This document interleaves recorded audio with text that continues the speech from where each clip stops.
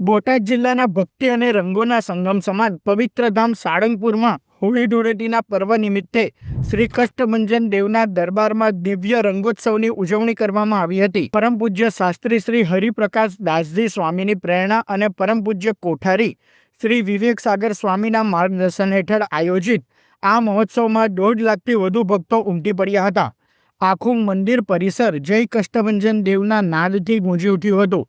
ઉત્સવની શરૂઆત દાદાની દિવ્ય આરતી અને હનુમાન ચાલીસાના પાઠ સાથે કરવામાં આવી હતી. આ વર્ષના રંગોત્સવની ખાસિયત એ હતી કે 51,000 કિલો શુદ્ધ ઓર્ગેનિક રંગોનો ઉપયોગ કરવામાં આવ્યો હતો. લાલ, પીળો, નારંગી અને ગુલાબી એમ 7 વિવિધ રંગોની છોડો ઉડતા જાણે આકાશ ભક્તિના રંગે રંગાયું હોય એવા દ્રશ્યો સર્જાયા હતા. ગુજરાતનો આ સૌથી મોટો રંગોત્સવ ભક્તો માટે અવિસ્મરણીય બની રહ્યો હતો. દાદાના ચરણોમાં શીશ નમાવી ભક્તોએ ગુલાલની છોડો વચ્ચે ધન્યતા અનુભવી હતી.